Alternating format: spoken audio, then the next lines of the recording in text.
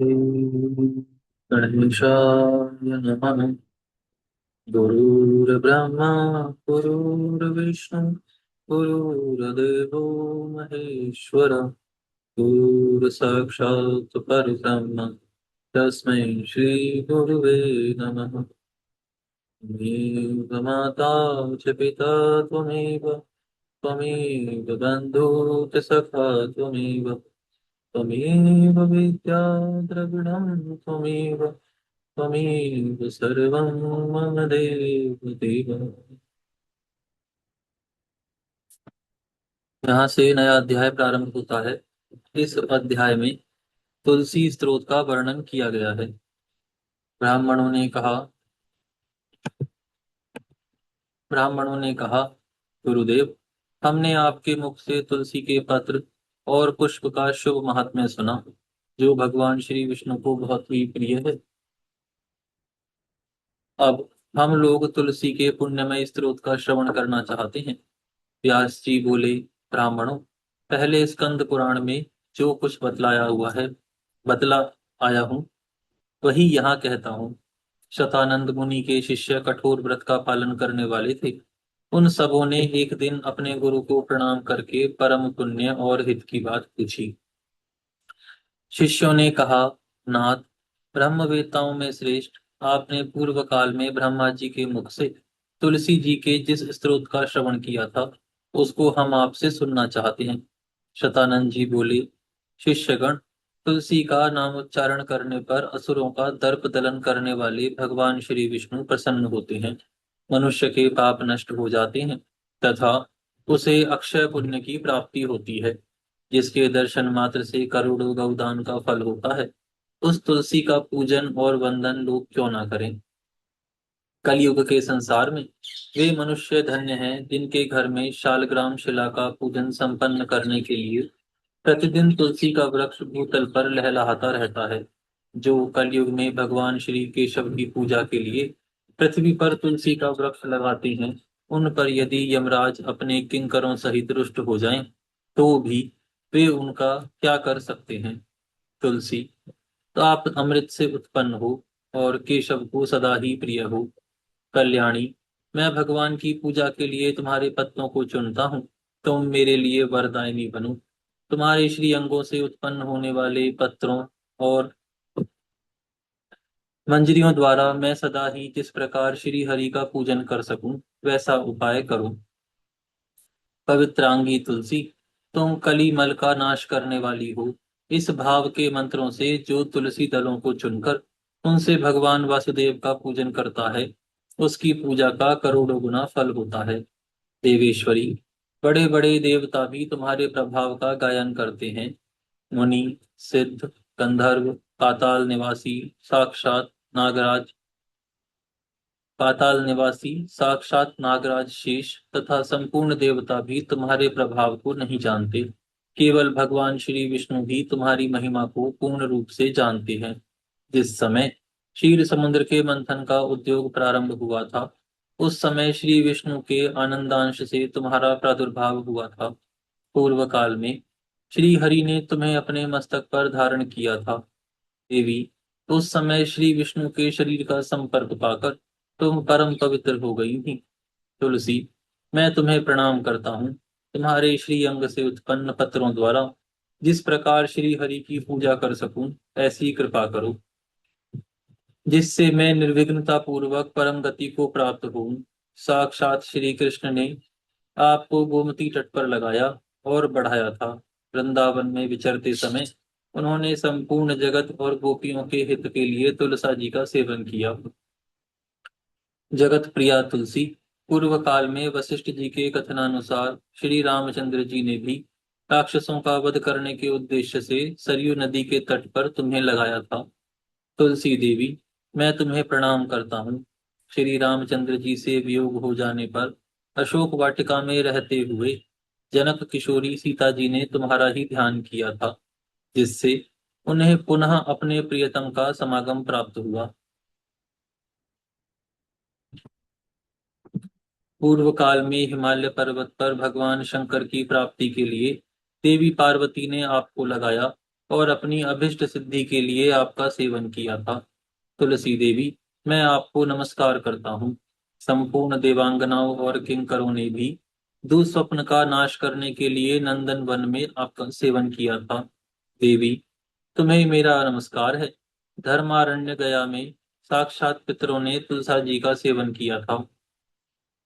दंडकारण्य में भगवान श्री रामचंद्र जी ने अपने हित साधन की इच्छा से परम पवित्र तुलसी का वृक्ष लगाया तथा लक्ष्मण और सीता जी ने भी बड़ी भक्ति के साथ उसे पोसा था। जिस प्रकार शास्त्रों में गंगा जी को त्रिभुवन व्यापिनी कहा गया है, उसी प्रकार तुलसी देवी भी संपूर्ण चराचर जगत में दृष्टिगोचर होती हैं। तुलसा जी का ग्रहण करके मनुष्य पातकों से मुक्त हो जाता है। और तो और मुनीश्वरों, तुलसी के सेवन से ब्रह्म हत्या भी दूर हो जाती है।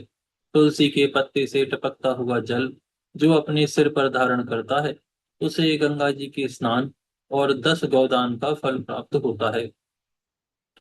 देवी, मुझ पर प्रसन्न हो। देवेश्वरी, हरिप्रिय, मुझ पर प्रसन्न हो जाओ। क्षीर सागर के मंथन से प्रकट हुई तुलसी देवी, मैं तुम्हें प्रणाम करता हूँ।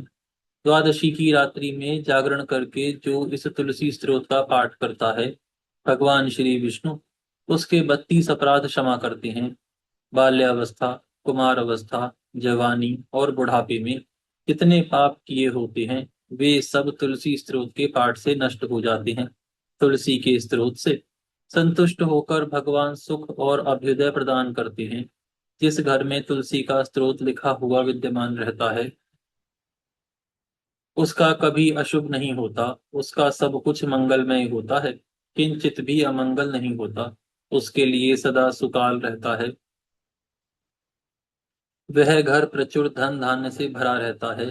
तुलसी स्तोत्र का पाठ करने वाले मनुष्य के हृदय में भगवान श्री विष्णु के प्रति अविचल भक्ति होती है तथा उसका वैष्णवों से कभी वियोग नहीं होता। इतना ही नहीं, उसकी बुद्धि कभी अधर्म में प्रवृत्त नहीं होती। जो द्वादशी की रात्रि में जागरण करके तुलसी स्तोत्र का पाठ करता है, उसे करोड़ों तीर्थों के सेवन का फल प्राप्त होता है। यहाँ पर यह अध्याय पूर्ण होता है। यहाँ से दूसरा अध्याय प्रारंभ होता है। इस अध्याय में श्री गंगा जी की महिमा और उनकी उत्पत्ति का वर्णन किया गया है। ब्राह्मण बोले, गुरुदेव, अब आप हमें कोई ऐसा तीर्थ बतलाइए जहाँ डुबकी लगाने से निश्चय ही समस्त पाप तथा दूसरे दूसरे महापातक भी नष्ट हो जाते हैं। श्री व्यास जी बोले, ब्राह्मणों, अविलंब सदगति का उपाय सोचने वाले सभी स्त्री पुरुषों के लिए गंगा जी ही एक ऐसा तीर्थ है जिनके दर्शन मात्र से सारा पाप नष्ट हो जाता है। गंगा जी के नाम का स्मरण करने मात्र से पातक, कीर्तन से अतिपातक और दर्शन से भारी भारी पाप यानी महापातक भी नष्ट हो जाते हैं। श्री गंगा जी में स्नान, जलपान और पितरों का तर्पण करने से महापातकों की राशि का प्रतिदिन क्षय होता रहता है। जैसे अग्नि का संसर्ग होने से रुई और सूखे तिनके क्षण भर में भस्म हो जाते हैं, उसी प्रकार गंगा जी अपने जल का स्पर्श होने पर मनुष्यों के सारे पाप एक ही क्षण में दग्ध कर देती हैं। जो विधि पूर्वक संकल्प वाक्य का उच्चारण करते हुए गंगा जी के जल में पितरों के उद्देश्य से पिंडदान करता है, उसे प्रतिदिन 100 यज्ञों का फल मिलता है। जो लोग गंगा जी के जल में अथवा तट पर आवश्यक सामग्रियों से तर्पण और पिंडदान करते हैं, उन्हें अक्षय स्वर्ग की प्राप्ति होती है। जो अकेला भी गंगा जी की यात्रा करता है, उसके पितरों की कई पीढ़ियां पवित्र हो जाती हैं। एकमात्र इसी महापुण्य के बल पर वह स्वयं भी तरता है और पितरों को भी तार देता है। ब्राह्मणों, गंगा जी के संपूर्ण गुणों का वर्णन करने में चतुर्मुख ब्रह्मा जी भी समर्थ नहीं है। इसलिए मैं भागीरथी के कुछ ही गुणों का दिग्दर्शन कराता हूँ। मुनि, सिद्ध, गंधर्व तथा अन्य अन्य श्रेष्ठ देवता गंगा जी के तीर पर तपस्या करके स्वर्गलोक में स्थिर भाव से विराजमान हुए हैं। आज तक वे वहां से इस संसार में नहीं लौटे। तपस्या, बहुत से यज्ञ, नाना प्रकार के व्रत तथा पुष्कल दान करने से जो गति प्राप्त होती है, गंगा जी का सेवन करके मनुष्य उसी गति को पा लेता है। पिता पुत्र को, पत्नी प्रियतम को, संबंधी अपने संबंधी को तथा अन्य सब भाई बंधु भी अपने प्रिय बंधु को छोड़ देते हैं, किंतु गंगा जी उनका परित्याग नहीं करती।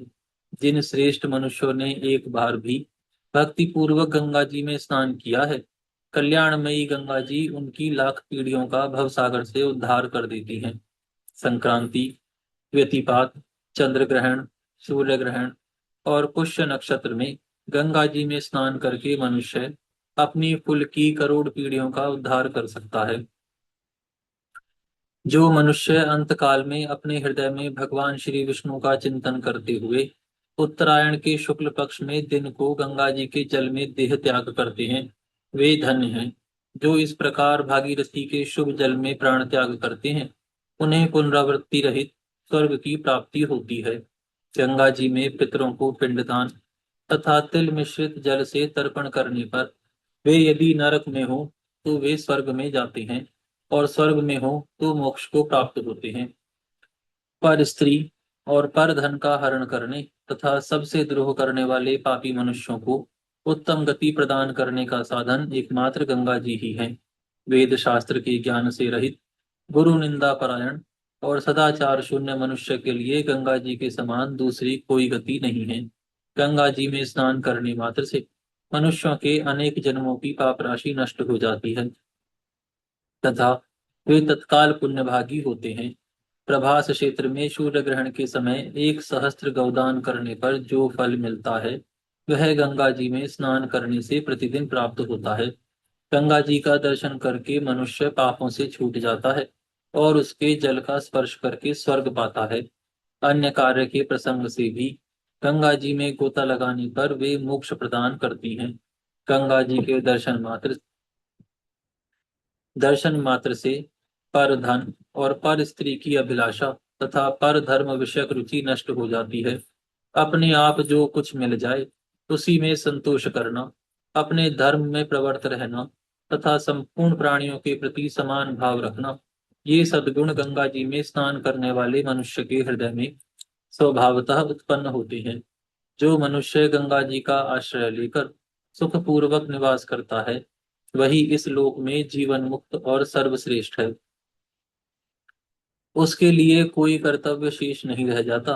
गंगा जी में या उनके तट पर किया हुआ यज्ञ, दान, तप, श्राद्ध और देव पूजन प्रतिदिन कोटि कोटि गुना अधिक फल देने वाला होता है।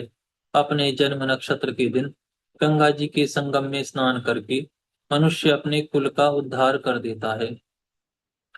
जो बिना श्रद्धा के भी पुण्य सलीला श्री गंगा जी के नाम का कीर्तन करता है, वह निश्चय ही स्वर्ग का अधिकारी है। वे पृथ्वी पर मनुष्यों को, पाताल में नागों को और स्वर्ग में देवताओं को उतारती हैं। जानकर या अनजान में, इच्छा से या अनिच्छा से गंगा जी में मरने वाला मनुष्य स्वर्ग और मोक्ष को भी प्राप्त करता है। सत्व गुण में स्थित योग युक्त मनीषी पुरुष को जो गति मिलती है, वही गंगा जी में प्राण त्यागने वाले देहधारियों को प्राप्त होती है। एक मनुष्य अपने शरीर का शोधन करने के लिए हजारों चांद्रायण व्रत करता है और दूसरा मनचाहा गंगा जी का जल पीता है। उन दोनों में गंगा जल का पान करने वाला पुरुष ही श्रेष्ठ है। मनुष्य के ऊपर तभी तक तीर्थों, देवताओं और वेदों का प्रभाव रहता है, जब तक कि वह गंगा जी को नहीं प्राप्त कर लेता। हे भगवती गंगे, वायु देवता ने स्वर्ग, पृथ्वी और आकाश में 3.5 करोड़ तीर्थ बतलाए हैं। वे सब आपके जल में विद्यमान हैं। हे गंगे माँ, आप श्री विष्णु का चरणोदक होने के कारण परम पवित्र हैं। तीनों लोकों में गमन करने से त्रिपथगामिनी कहलाती हो। आपका जल धर्ममय है, इसीलिए आप धर्मद्रवी के नाम से विख्यात हो। जानवी, मेरे पाप हर लो। भगवान श्री विष्णु के चरणों से आपका प्रादुर्भाव हुआ है। आप श्री विष्णु द्वारा सम्मानित तथा वैष्णवी हो। मुझे जन्म से लेकर मृत्यु तक के पापों से बचाओ। हे महादेवी भागीरथी, आप श्रद्धा से शोभायमान रजकणों से तथा अमृतमयी जल से मुझे पवित्र करो। इस भाव के 3 श्लोकों का उच्चारण करते हुए जो गंगा जी के जल में स्नान करता है, वह करोड़ जन्मों के पाप से निसंदेह मुक्त हो जाता है। अब मैं गंगा जी के मूल मंत्र का वर्णन करूंगा। जिसे साक्षात श्री हरि ने बतलाया है, उसका एक बार भी जप करके मनुष्य पवित्र हो जाता है तथा श्री विष्णु के श्री विग्रह में प्रतिष्ठित होता है। वह मंत्र इस प्रकार है। नमो गंगाय विश्वरूपिण्य नारायणे नमो नमः। भगवान श्री नारायण से प्रकट हुई विश्व रूपिणी गंगा जी को बारंबार नमस्कार है। यह इस मंत्र का अर्थ है। जो मनुष्य गंगा तीर की मिट्टी अपने मस्तक पर धारण करता है, वह गंगा जी में स्नान किए बिना ही सब पापों से मुक्त हो जाता है। गंगा जी की लहरों से सटकर बहने वाली वायु यदि किसी के शरीर को स्पर्श करती है, तो वह घोर पाप से शुद्ध होकर अक्षय स्वर्ग का उपभोग करता है। मनुष्य की हड्डी जब तक गंगा जी के जल में पड़ी रहती है, उतने ही हजार वर्षों तक वह स्वर्गलोक में प्रतिष्ठित होता है। माता पिता, बंधु बांधव, अनाथ तथा गुरुजनों की हड्डी गंगा जी में गिराने से मनुष्य कभी स्वर्ग से भ्रष्ट नहीं होता। जो मानव अपने पितरों की हड्डियों के टुकड़े बटोरकर उन्हें गंगा जी में डालने के लिए ले जाता है, वह पग पग पर अश्वमेध यज्ञ का फल प्राप्त करता है। गंगा जी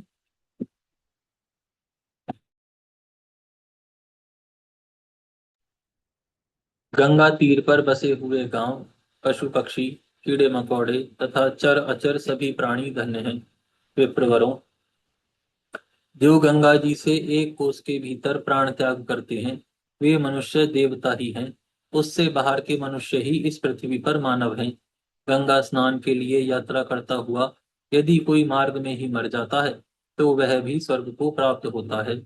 ब्राह्मणों, जो लोग गंगा जी की यात्रा करने वाले मनुष्यों को वहां का मार्ग बता देते हैं, उन्हें भी परम पुण्य की प्राप्ति होती है और वे भी गंगा स्नान का फल पा लेते हैं। जो पाखंडियों के संसर्ग से विचार शक्ति खो बैठने के कारण गंगा जी की निंदा करते हैं, वे घोर नरक में पड़ते हैं तथा वहां से फिर कभी उनका उद्धार होना कठिन है। जो सैकड़ों योजन दूर से भी गंगा गंगा कहते हैं, वे सब पापों से मुक्त हो श्री विष्णु लोक को प्राप्त होते हैं। जो मनुष्य कभी गंगा जी में स्नान के लिए नहीं गए हैं, वे अंधे और पंगु के समान हैं।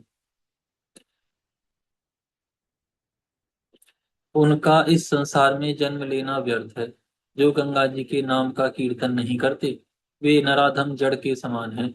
जो लोग श्रद्धा के साथ गंगा जी के महात्म्य का पठन पाठन करते हैं, वे धीर पुरुष स्वर्ग को जाते और पितरों तथा गुरुओं का उद्धार कर देते हैं।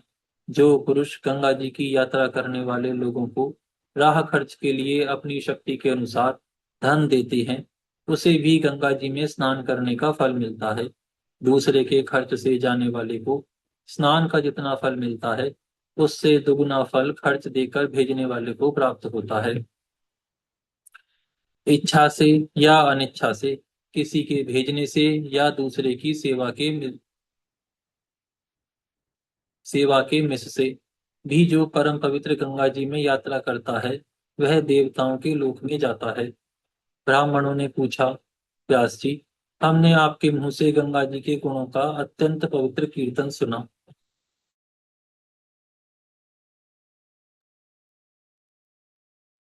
अब हम यह जानना चाहते हैं कि गंगा जी कैसे इस रूप में प्रकट हुई, उनका स्वरूप क्या है तथा वे क्यों अत्यंत पावन मानी जाती हैं। श्री व्यास जी बोले, द्विजवरों, सुनो, मैं एक परम पवित्र प्राचीन कथा सुनाता हूँ। प्राचीन काल की बात है। मुनि श्रेष्ठ नारद जी ने ब्रह्मलोक में जाकर त्रिलोक पावन ब्रह्मा जी को नमस्कार किया और पूछा, तात, आपने ऐसी कौन सी वस्तु उत्पन्न की है जो भगवान शंकर और श्री विष्णु को भी अत्यंत प्रिय हो तथा जो भूतल पर सब लोगों का हित करने के लिए अभिष्ट मानी गई हो। श्री ब्रह्मा जी ने कहा, बेटा, पूर्व काल में सृष्टि आरंभ करते समय मैंने मूर्तिमयी प्रकृति से कहा, देवी, आप संपूर्ण लोकों का आदि कारण बनो। मैं आपसे ही संसार की सृष्टि आरंभ करूंगा। यह सुनकर परा प्रकृति 7 स्वरूपों में अभिव्यक्त हुई। गायत्री, वाग्देवी सरस्वती, सब प्रकार के धन धान्य प्रदान करने वाली लक्ष्मी, ज्ञान विद्या स्वरूपा उमा देवी, शक्ति बीजा तपस्विनी और धर्मद्रवा। ये ही सात परा प्रकृति के स्वरूप हैं। इनमें गायत्री से संपूर्ण वेद प्रकट हुए हैं और वेद से सारे जगत की स्थिति है। स्वस्ति, स्वाहा, स्वधा और दीक्षा ये भी गायत्री से ही उत्पन्न माने गए हैं।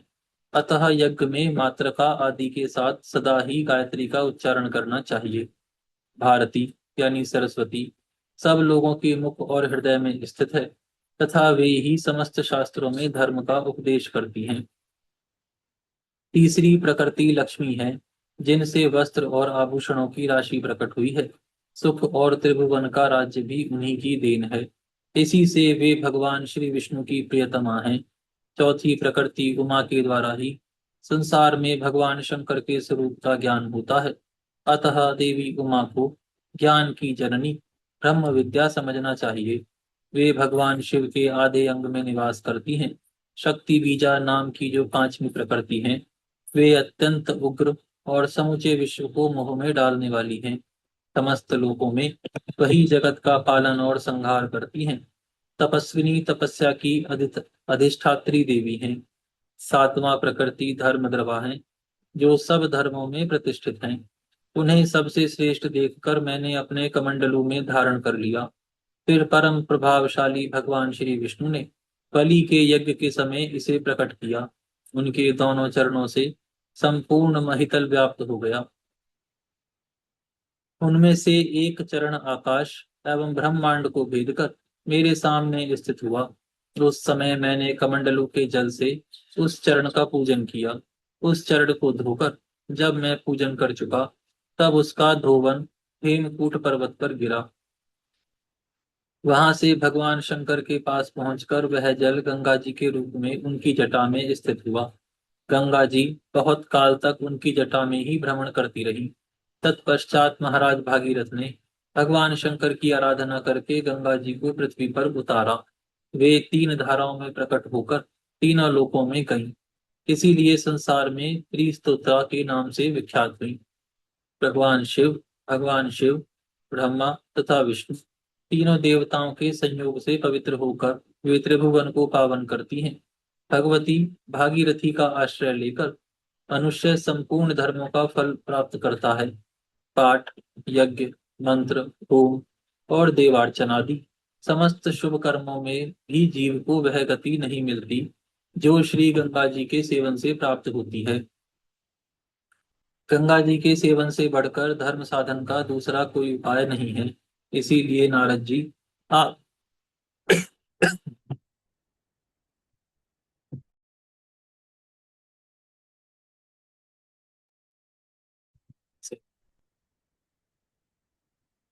इसीलिए नारद जी आप भी गंगा जी का आश्रय आप भी गंगा जी का आश्रय लो।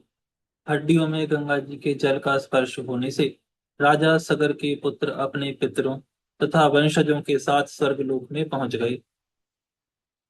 श्री व्यास जी कहते हैं, मुनि श्रेष्ठ मुनि श्रेष्ठ नारद ब्रह्मा जी के मुख से यह बात सुनकर गंगा द्वार यानी हरिद्वार में गए और वहां तपस्या करके ब्रह्मा जी के समान हो गए। गंगा जी सर्वत्र सुलभ होते हुए भी गंगा द्वार, प्रयाग और गंगा सागर संगम इन तीनों स्थानों में दुर्लभ हैं। वहां इनकी प्राप्ति बड़े भाग्य से होती है। वहां 3 रात्रि या 1 रात निवास करने से भी मनुष्य परम गति को प्राप्त होता है। इसलिए धर्मज्ञ ब्राह्मणों, सब प्रकार से प्रयत्न करके तुम लोग परम कल्याण में भगवती भागीरथी के तीर पर जाओ। विशेषतः इस कली काल में सत्वगुण से रहित मनुष्यों को कष्ट से छुड़ाने और मोक्ष प्रदान करने वाली गंगा जी ही हैं। गंगा जी के सेवन से अनंत पुण्य का उदय होता है। श्री पुलस्त जी कहते हैं, भीष्म जी, तदनंतर वे ब्राह्मण व्यास जी की कल्याणमयी वाणी सुनकर बड़े प्रसन्न हुए और गंगा जी के तट पर तपस्या करके मोक्ष मार्ग को पा गए। जो मनुष्य इस उत्तम परम पवित्र उपाख्यान का श्रवण करता है, वह समस्त दुख राशि से पार हो जाता है तथा उसे गंगा जी में स्नान करने का फल मिलता है।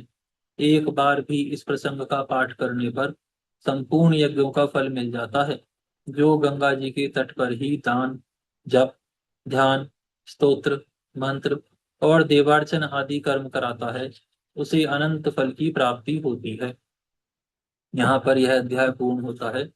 आज हम यहाँ विराम करते हैं, फिर कल से प्रारंभ करेंगे। हे गौ माता, आप सभी देवी देवताओं की माता, सभी पुण्य का पुण्य, सभी तीर्थों का तीर्थ हैं। हम सभी आपको दंडवत प्रणाम करते हैं। आपकी कृपा सदैव हमारे ऊपर बनी रहे। धर्म की जय हो। जय हो। अधर्म जय का हो। नाश हो। नाश हो। प्राणियों में सद्भावना सद्भावना। हो। विश्व का कल्याण हो। कल्याण हो। गौ माता, राष्ट्र राष्ट्र माता, में गौ हत्या बंद बंद हो। हो। बंद। श्री पद्म पुराण की जय जय हो। हो। जय। आज के आनंद की जय जय हो। हो। जय। नमः पार्वती पतये हर हर महादेव। जय जय श्री राधे श्याम। नमो नारायण।